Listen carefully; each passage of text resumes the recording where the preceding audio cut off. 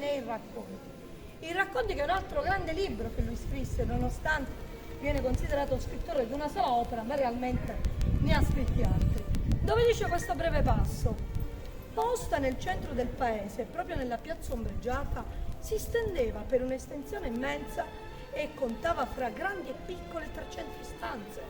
Essa dava l'idea di una sorta di complesso chiuso e autosufficiente, una specie di piccolo Vaticano per intenderci, che racchiudeva appartamenti di rappresentanza, stanze di soggiorno, foresterie per 30 persone, stanze per domestici, 3 immensi cortili, e poi capiremo perché li sottolinea immensi, scuderie rimesse, teatro, che poi vedremo, e chiesa privata, e un enorme, bellissimo giardino e un grande orto.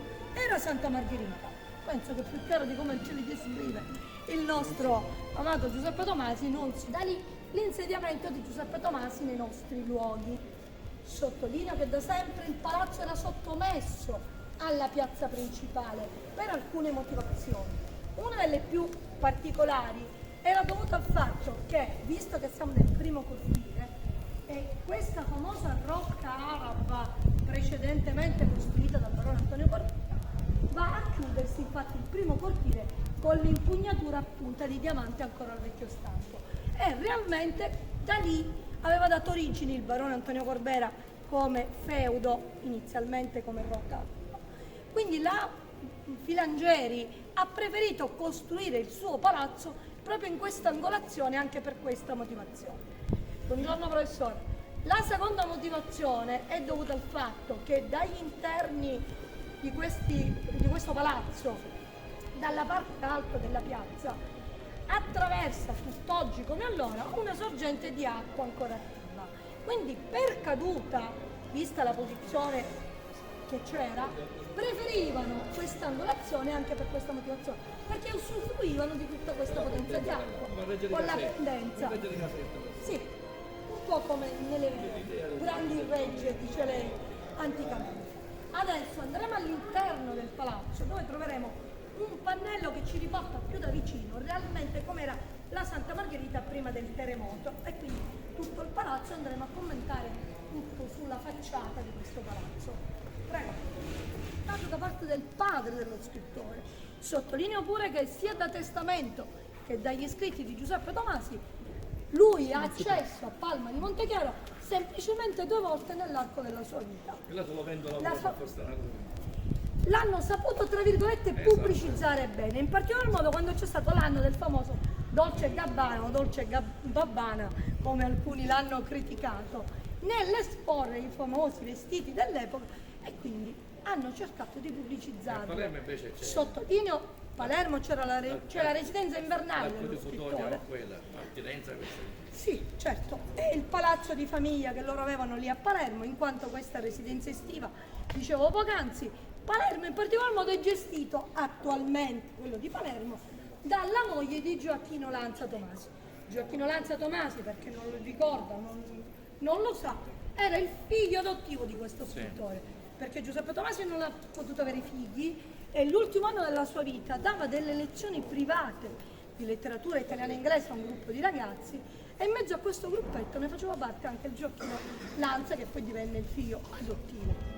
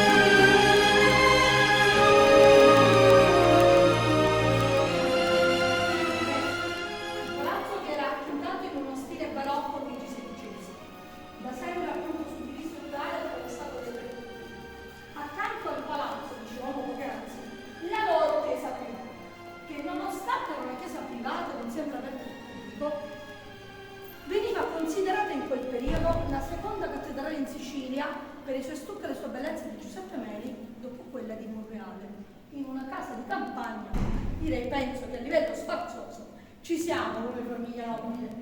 Dalla parte alta vi erano dei mezzi busti che ritraevano gli aspetti familiari dello scrittore. Questa foto risale al 1962, il terremoto del 68. 68. Dalla parte alta i mezzi busti, l'orologio col parafulmine e lo stemma centrale, mentre per quanto riguarda la chiesa, le due colonnine portanti, Santa Rosalia in mezzo, perché di fatto la padrona di Santa Margherita è Santa Rosalia come Palermo.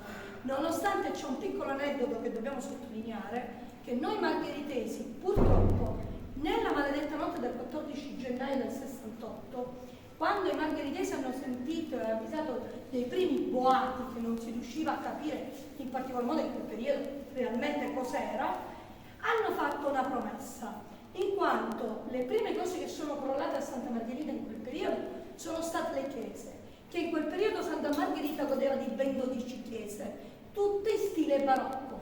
Sappiamo benissimo che lo stile barocco era tipico di avere i cosiddetti tetti a botte e le prime cose che sono sprofondate sono state queste qui. L'unico angolo rimasto illeso della chiesa Santa Margherita era questa chiesa, che era attualmente appunto la loro chiesa privata, che era rimasta illesa, l'angolo del lato sinistro e parte dell'altare maggiore. In questo altare maggiore c'era anticamente un crocifisso ligneo del 300, che il crocifisso ligneo che normalmente vediamo in televisione alle spalle di Giovanni Paolo II, quando è andato da Agrigento e ha emanato l'ultimo anatema contro i mafiosi, dicendo: convertitevi che un giorno ci sarà il giudizio di Dio, pentitevi. Non so se ricordate questa particolarità. Ce ne vantiamo perché questo crocifisso è margheritese. Intanto, subito dopo, nei giorni del terremoto, visto che è l'unico angolo che i fedeli hanno visto illeso, sono andati a rifugiarsi all'interno di questa chiesa e hanno fatto una promessa, che se questo crocifisso continuava a portare prosperità e benessere del paese, uscivano questo crocifisso ligneo dalle prime ore del tramonto fino all'indomani mattina, alle prime ore dell'alba, a spalle per tutte le vie del paese. Questa promessa negli anni continua a essere fatta, va a coincidere nella giornata del 3 di maggio, che è pure la giornata dell'esaltazione della croce, normalmente a livello religioso. Questo stiamo parlando, perché visto che siamo in tanti, è inutile fare tanti scamotaggi. La famiglia realmente di stemmi ne aveva due, mi preme sottolineare, uno figurativo e uno ufficiale. Nello stemma ufficiale abbiamo il famoso stemma comunemente chiamato con la croce campanellata. In alto, come vedete, c'è la corona principesca, che stava a indicare l'importanza della famiglia, in quanto erano i principi, a tutti gli effetti. L'aquila con le doppie teste stava a indicare l'unione di due famiglie. Dicevamo poc'anzi Corbera, quelli che hanno fondato il primo feudo misilindino, che non si chiamava ancora Santa Margherita, a Santa Margherita come posto, e i Filangieri, che erano gli antenati di Giuseppe Tomasi di Lampedusa da parte della mamma dello scrittore, Elisabetta, che sposa il Corbera. La croce, che era il simbolo religioso tipico dei nobili di quel periodo, le campane affisse alla croce stavano a indicare l'acquisto dei vari feudi che loro andavano facendo. La dinastia si è andata a chiudere con 9 campane e per quel periodo aver acquistato 9 feudi solo nella nostra zona, più la proprietà di Palermo, che era la residenza invernale, quella di Palma di Montechiaro, dicevo poc'anzi, ereditata da parte del padre dello scrittore, quella di Ragusa, quella di Messina e quella dell'isola di Lampedusa, che loro erano duca di tutta l'isola, significava potere e ricchezza. Però l'altro stemma che comunemente li raffiguravano era il simbolo di questo animale, di questo gattopardo. È simile, no, parlo dell'aquila con due teste, con gli Asburgo lo stesso stemma. Un ghepardo è un comune gatto come animale, che aveva la pelle eccessivamente maculata, piena di macchie particolari. Quindi come animale facilmente riusciva a nascondersi, a mimetizzarsi. Ripeto, realmente esistito nelle steppe della savana come animale. Chiaramente non sono delle frottole, ma ci siamo andati a documentare da più di 20 anni oggi, sottolineo. Al che loro si rassomigliavano a questo animale, perché me la vista erano dei nobili, sempre visti dall'alto, sempre su piedistallo, però nello stesso tempo, come dice il nostro Don Fabrizio, aggrinfiavano le mani dappertutto, con una lunga zampata come un gattopardo. Uno, perché a livello storico eravamo sotto i Borboni, l'Italia era ancora suddivisa in tanti stati e si lavorava di sottobanco. Eravamo sotto il classico periodo delle lupari in Sicilia e si lavorava in questa maniera. Te dico io perché l'avevano nell'animo di esserlo, nonostante loro si giustificano con una tipica frase, dicendo noi fummo i gattopardi, dopo di noi ci saranno le iene, gli sciacalli e gli sciacalletti. A livello politico realmente è successo questo, continua a sussistere questo. Questa è una delle tante motivazioni perché questo romanzo è ancora attuale, ancora ripreso nelle scuole, una delle opere più tradotte nel mondo come opera del Novecento, in appena 61 lingue è stato tradotto. È il secondo libro dopo il libro della Bibbia. Ha superato Promessi Sposi, ha superato la Divina Commedia come numero di copie. L'hanno considerato un libro completo a tutti gli effetti, visto che la bravura dello scrittore è dovuta al fatto che ha saputo cogliere all'interno di tutto questo romanzo tutte le tematiche della vita.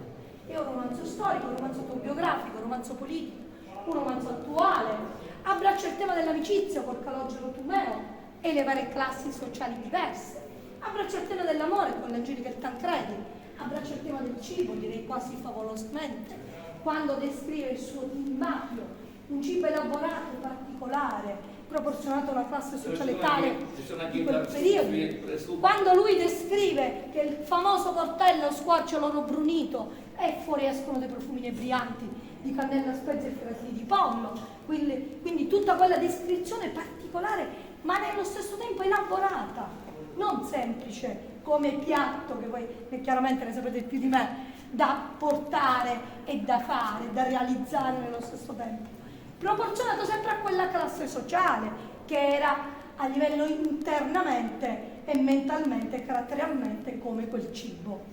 Abbraccia il tema della morte, contemplato del principe, che si va a chiudere tutto il romanzo, però l'altro input che l'ha portato ad essere un'opera ancora così importante è dovuta sempre al fatto che ha saputo cogliere molte sfumature a livello caratteriale, soprattutto del siciliano, che ahimè sono ancora attuali, che adesso gradatamente assaporeremo nei luoghi. Film. Prego. Dopo di scena e abbiamo la Claudia Cardinale e la Lendelone, che ahimè il nostro Lendelone ci ha lasciato da poco, purtroppo, e quindi l'Angelica e il Tancredi del nostro romanzo, Bart Lancaster, il Don Fabrizio di questo Gattopardo. E fece in gelosire la Altre foto di scena è la prima locandina del film.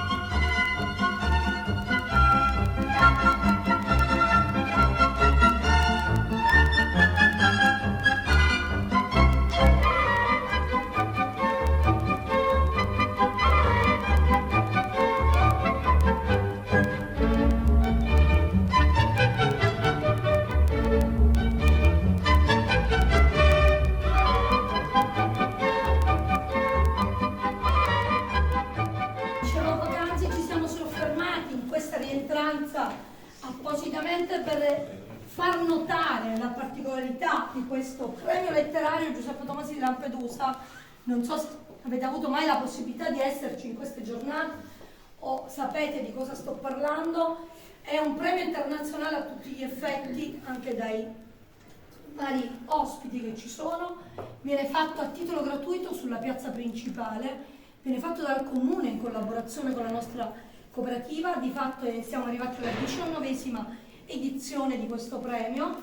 Come state notando, quest'essi ci sono vincitori e premi di giuria di un certo spessore, molti premi Nobel, molti ospiti d'onore che lietano l'intera serata, anche con le varie esibizioni musicali nei vari anni.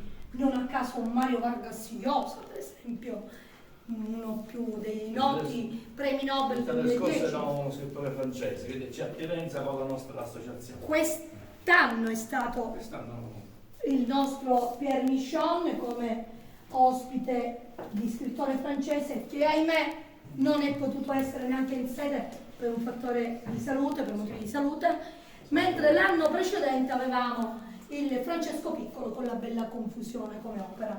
Come vedete, oltre, dicevo, nel caso specifico del Mario Vargas Llosa, un premio Nobel 2010, da noi venuto nel 2013, non di meno l'Amos Oz, buonanima, con l'ospite d'onore Luca Zingaretti, il famoso commissario Montalbano che tutti comunemente conosciamo, che nonostante non è siciliano, ma ormai ci siamo accaparrati benissimo nella nostra Sicilia, e non di meno un Giancarlo Giannini con un Fernando Aramburo, un premio Nobel 2007, direi non da sottovalutare, ecco. Chiaramente il presidente di giuria di questa manifestazione è stato, dico purtroppo è stato, Gioacchino Lanza Tomasi. Gioacchino Lanza Tomasi, che era il figlio adottivo di questo scrittore. Come dicevo poc'anzi, non ha potuto avere figli e l'ultimo anno della sua vita dava lezioni private a un gruppo di ragazzi che anche Gioacchino Lanza ne faceva parte.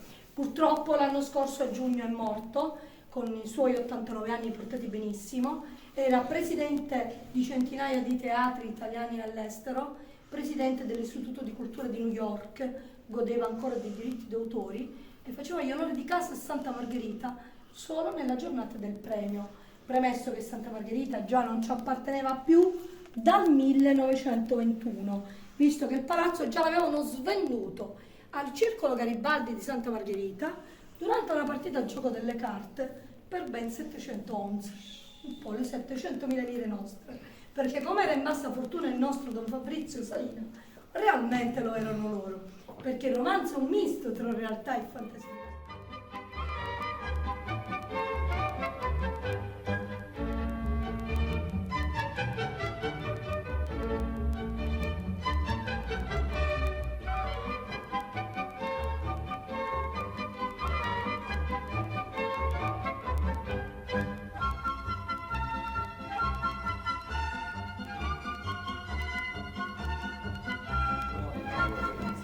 Nonostante ciò, pubblicizziamo più di 900 anni di storia alle spalle su Santa Margherita e sul Gattopardo. Dicevamo poc'anzi, visto che nel testamento lui ha sostenuto che realmente era questo il vero palazzo, fonte di ispirazione del suo romanzo, che realmente era questo il vero palazzo di Donna Fugata, che ve lo volevo spiegare all'interno, ma che non succede nulla.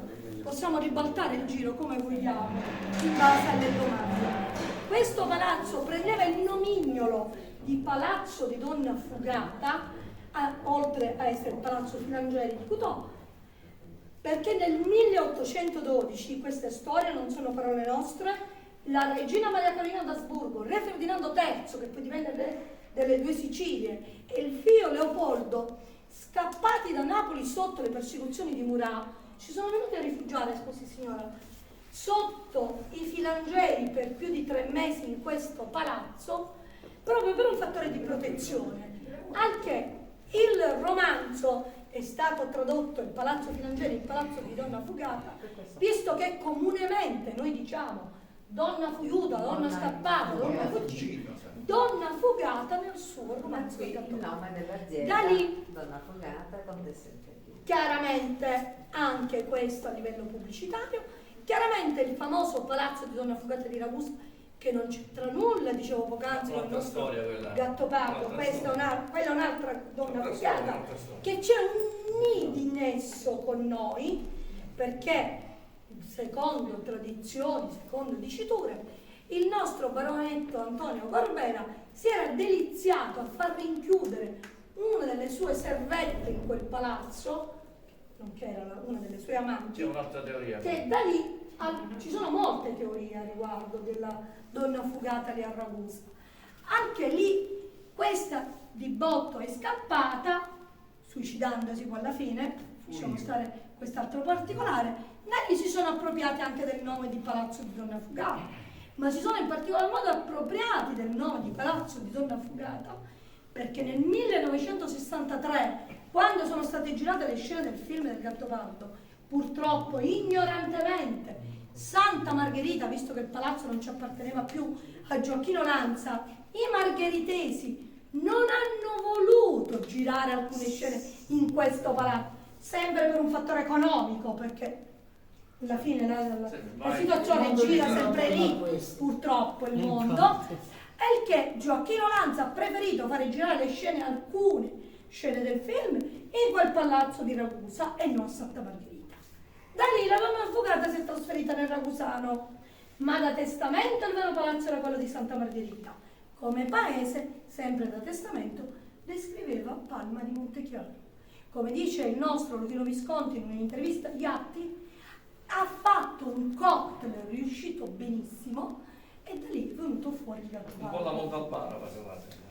Nì, Prende fiacca, prende qua. nì, perché questo è molto più veritiero Sì, come romanzo, mentre quello di Montalbano è prettamente cinematografico. Utilizza i luoghi, A insomma, tutti che se- e basta, utilizza i Proprio luoghi. la Donna infatti. Fugata ci spiegarono una volta che andammo a visitarla che l'abitante è rimasta vedova, della quale si era invaghito il signorotto di turno, Don Rodrigo di turno, Sì, per dire, no? sì. Allora lei pur di, quando lui sfondò l'ultima porta, praticamente stava per entrare nella camera da letto, praticamente la donna aveva la scena segreta e se n'era scappata, quindi da lì fugata. Fugata per questo motivo. E ci racconta la guida. Ripeto, ci sono molte, E lui poi si molte mise- diciture trovò riguardo il di Donna letto- Fugata trovò il letto caldo a della Ragusa. donna amata e pensando ai fatti suoi, insomma, la dice Ha preferito il letto caldo, mettiamola così.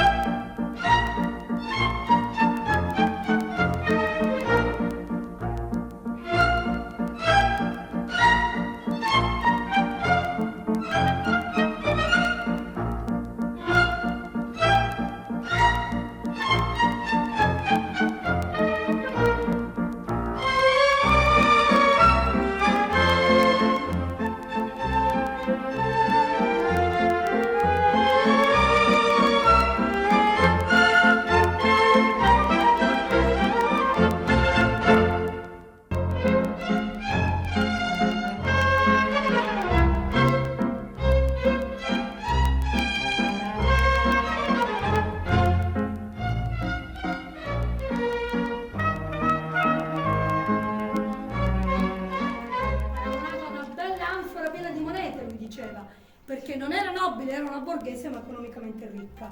Loro ricchi di titoli e indecini a livello economico. Lo Ziode, che sperava di risanare le sorti della famiglia col matrimonio dei due, Chevalier il ministro piemontese che propone il seggio al Senato e lui rifiuta, e vendicò il cane amato e il filo conduttore, la chiave come molti lo descrivono.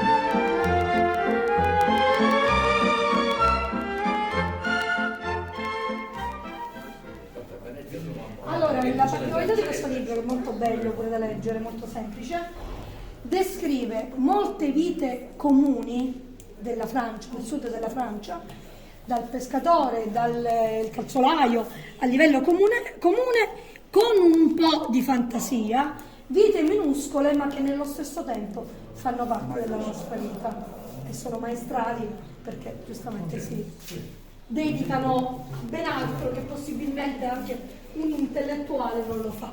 Mio padre, o se lui non c'era la mia madre, che naturalmente dava il permesso, rifiutava il prezzo d'affitto per 2 settimane e per di più pagava un prezzo fittizio di 50 centesimi per tutti e due. Per di più, dopo per evitare, scusate, siccome sono il passo veramente, ve lo stavo spiegando anziché continuare a leggere. E allora, dicevamo, e per di più pagava 50 centesimi per le 2 settimane e per di più pagava il costo dell'abbonamento per il modo tale che la sera potevamo riconoscere sulla scena le nostre poltrone, i nostri tavolini, i nostri accavalli sulla scena, persino vestiti dalla mia mamma, cioè affinché si rendesse un teatro sfarzoso degno del loro stile di vita che avevano, del loro modo di vivere che avevano, si permettevano di prestare dell'epoca, che chiaramente, visto le strade che erano ben favorevoli, visto che anche loro non erano ben attrezzati per la loro sceneggiatura, preferivano farsi prestare dal loro stesso sia il motivo, sia addirittura i vestiti della sua mamma, che lui ricorda dalla sua di scegliere.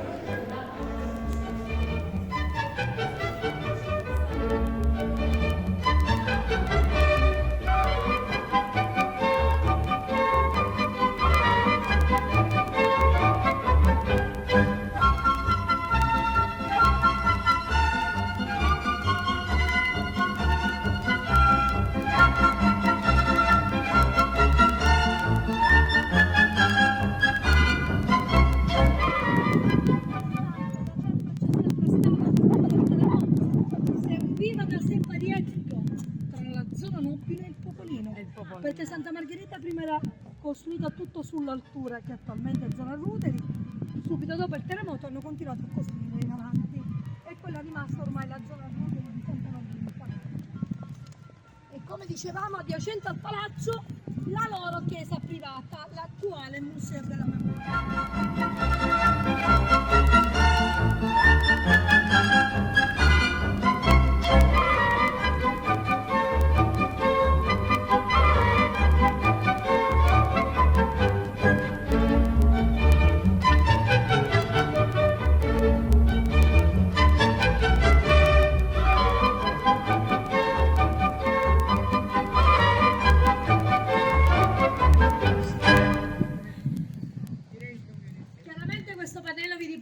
com'era la loro chiesa privata, era un barocco rococò del Settecento in un'unica navata con i 3 altari laterali e l'altare maggiore dove c'era il crocifisso ligneo che abbiamo già parlato precedentemente e la nicchia, quella che abbiamo visto dall'interno. Sì, dove... Si ricorda, signora? Sì, Bravissima, certo. è stata molto attenta. E per questo le dico che domande dovevamo fare, è stata chiarissima. Meno male. È stata limpida. Limpida e chiara.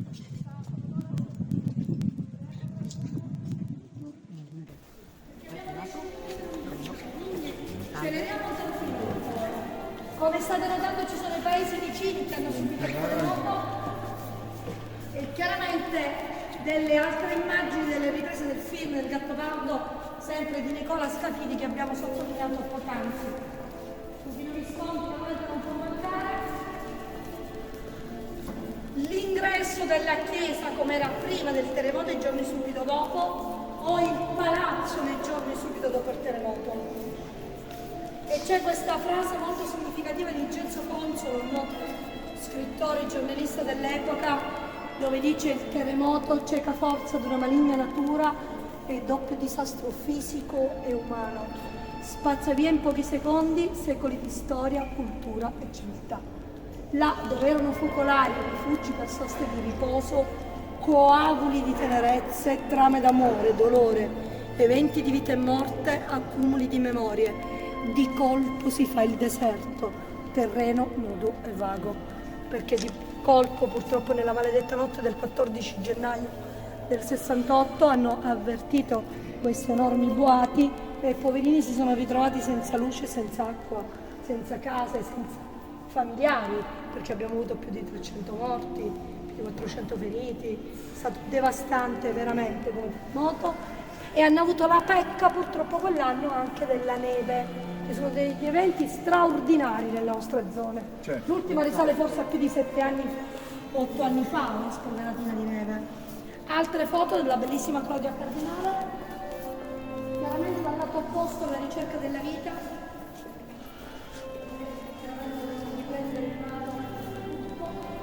E oltre la vita, oltre il dolore di loro stessi, la vita continua, che per forza di mano nei primi eventi felici, pure che non lo erano, poverini dovevano continuare a vivere. Le famose cucine da campo, con gli uffici di stare immobili di una volta. E purtroppo è vergognoso dirlo, dopo più di 50 anni hanno vissuto nelle baraccopoli, che erano una sorta di contenitori, scusatemi il termine, di lamiera, amianto e legno, dove si pativa il caldo, il freddo e tutto. finalmente dopo più di 55 anni la rabbia della protesta dei margheritesi, chiaramente per riavere le proprie case, ce l'hanno fatta. Santa Margherita è stata costruita ormai tutta su muratura, ecco. Sono passati 55 anni, signora, vergognoso tutto. vergognoso. Dal lato opposto trovate l'unica parete rimasta illesa al vecchio stampo, parliamo di un barocco rococo del Settecento. I pizzi e merletti, come molti ce li hanno descritti, sono di Giuseppe Meli, ancora al naturale. L'altra particolarità che è stata ristrutturata e ripresa, ma solo esclusivamente con pietra pomice, e sappiamo benissimo che la pietra pomice ha solo effetto lucidante, e parliamo nel 2004. Le testate giornalistiche dell'epoca, la qui della loro chiesa,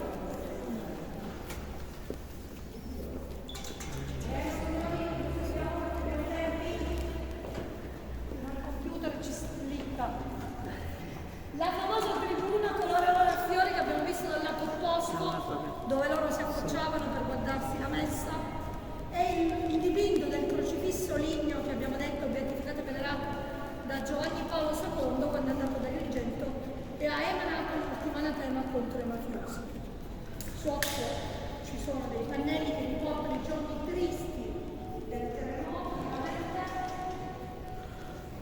questa è una cosa di Gianvecchina che l'ha giurata a Santa Margherita, nel modo culturale siciliano, francese, e altre foto.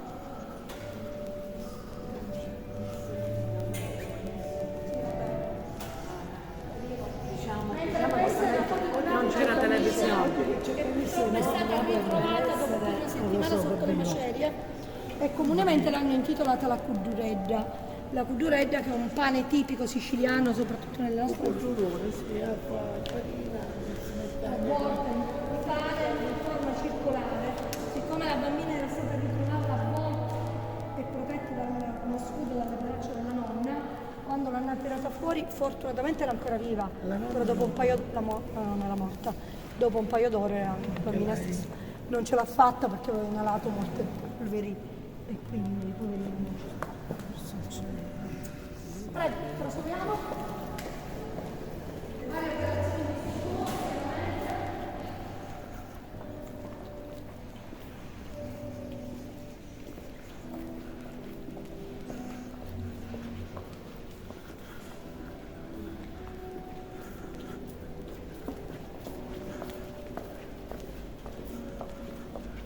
E qui l'interno della chiesa e della facciata in tutto il suo splendore prima del terremoto.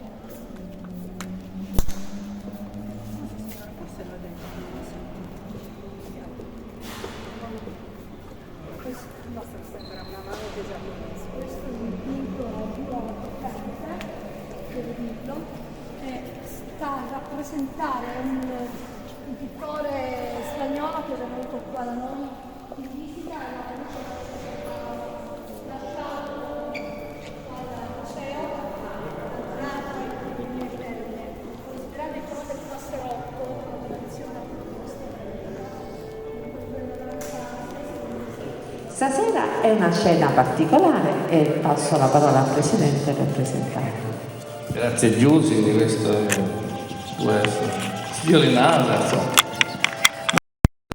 Così, però ce la metto tutta per essere al servizio degli amici dell'Associazione Mondiale che rappresento, del territorio. Chi mi conosce sa che da più di 40-50 anni che penso sempre a quello che è nostro, e quindi, come ho detto anche in diverse occasioni, se noi anziché una riflessione che abbiamo fatto anni fa con un assessore provinciale, cioè se noi ad Agrigento siamo 600.000, sono la provincia di Agrigento, se anziché pensare alla mozzarella campana compriamo la pasta alternativa, anziché la pasta X invece l'olio sasso che col pelo non ci vediamo con la bottiglia, la vai a comprare l'olificio, ne metti di meno e fai economia che resta nel territorio, già €1 di differenza sono 600.000 euro al giorno che resta dentro le province e a voi possiamo smuovere economia. Economia circolare. Economia circolare. Comunque non tedio più perché lei mi conosce, non ha amici parlare. Anche che mi prende, ma fascismo, parlare di cultura, parlare di ciò che è anche quello che ha fatto per Sofia, ma è troppo lungo. Vi potete dilettare a andare su internet, appena digitate di Sofia, vedrete un mondo. Comunque, Giuseppe Tadoi, comunque la ringrazio per la sua professionalità, per il suo impegno, per essere con noi, non è facile avere una certa volta. E come in tutto il mondo, in questo periodo, settimana più, settimana meno, e Scoffier faceva delle scene di beneficenza cosiddette. E vi spiego alcune cose che stamattina non ho il tempo di spiegare. Lui ha fatto le 2 guerre, di conseguenza, avendo vissuto le guerre, ha traslato la dinamica che c'è dentro le cucine, cioè nel senso la brigata della cucina, poi diventata anche brigata di sala, l'ha creata lui il sistema organizzativo di come ci si comporta nelle cucine, quindi lo chef che comanda poi capi partire e tutto il resto. Come diciamo stamattina nel menù, si mangiava a casaccio, quindi non si gustava, se capite così della bocca andiamo a godere attraverso il cibo. Ci crea, diventa anche una parte sessuale certe volte, no? Perché dipende cosa mangiamo, ci soddisfiamo anche le nostre esigenze. Molte sensazioni. Annuncio della questione, stasera chi vorrà potrà fare una donazione che poi consegneremo, non so, al sindaco, oppure non so, l'anno scorso abbiamo raccolto 1.400 euro, mi pare. Abbiamo dato a padre Pasqualino a Sciacca che lui gestisce la mensa della solidarietà. Ci sono a volte alcuni vanno a cucinare, alcuni dei nostri colleghi, e loro vivono di ciò che riusciamo o riescono ad avere attraverso varie società diciamo, che gestiscono la beneficenza, oppure qualche volontario che li regala, gli porta, quindi tutto ciò che è reperibile, è facile. Noi non so cosa può restare in Italia, perché poi è rischioso. E quando entrò Angelica tutti gli occhi erano su questa bellezza, anche Fabrizio, principe Fabrizio, benvenuto. Bene, stasera abbiamo un'etica, abbiamo la scuola di ballo Imperial Dance e devo dirvi una cosa, ve la chiedo veramente con il cuore, facciamo a queste persone che stasera sono venute pensate, chi da Castelvetrano, chi da Nelfi, quindi non sono di Santa Margherita, sono venuti da lontano apposta per noi, per regalarci un momento magico, per farci ritornare, rituffare nell'atmosfera del Gattopardo. Lo faranno come lo sanno fare loro, ballando. I maestri Antonino Barrera e Rita Lasala, prego.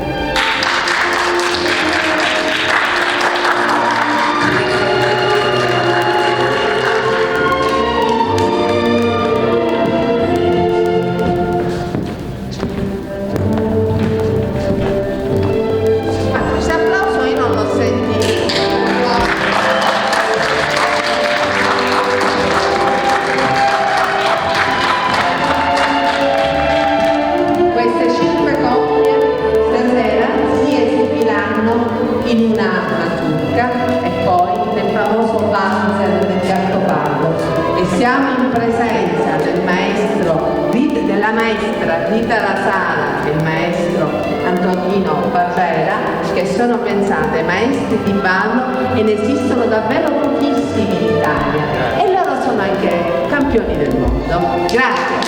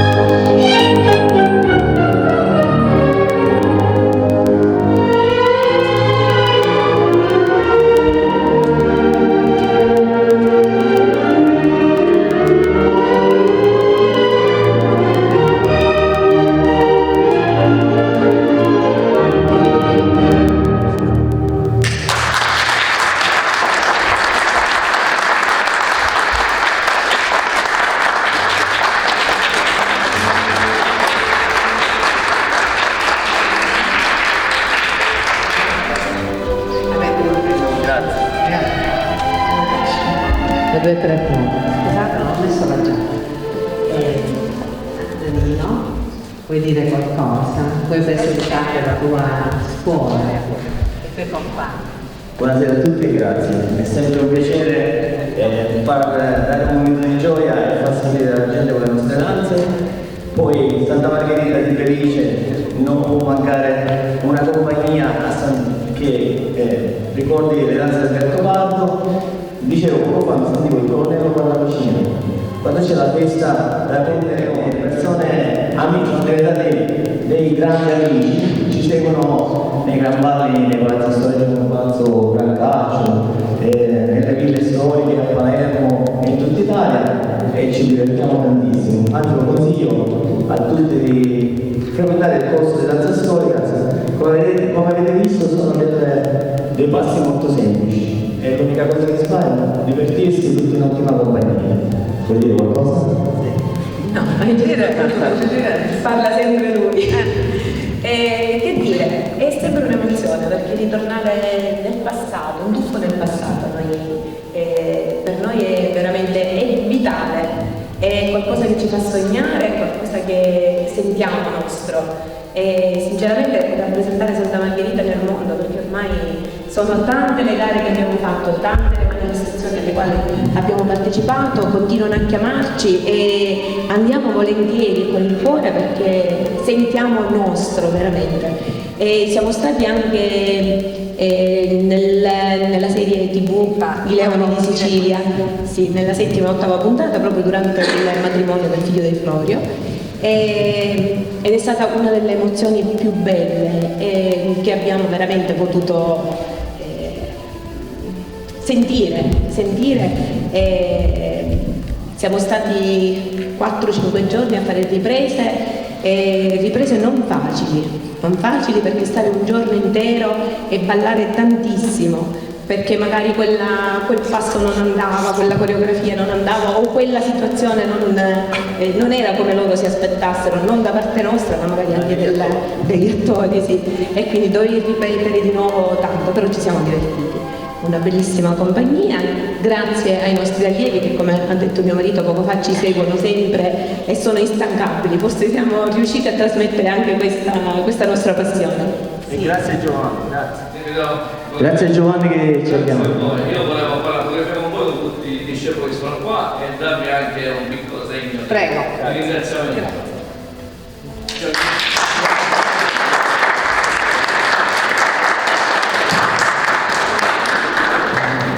Oggi devo dire che non ci siamo fatti mancare nulla, giusto? Siamo andati a visitare Palazzo Filangeri che ci sta ospitando, il Museo del Gattopardo e poi abbiamo avuto appunto l'investitura di questi nuovi amici. Prego, salite, accomodatevi, non fate i timidi e poi il bar.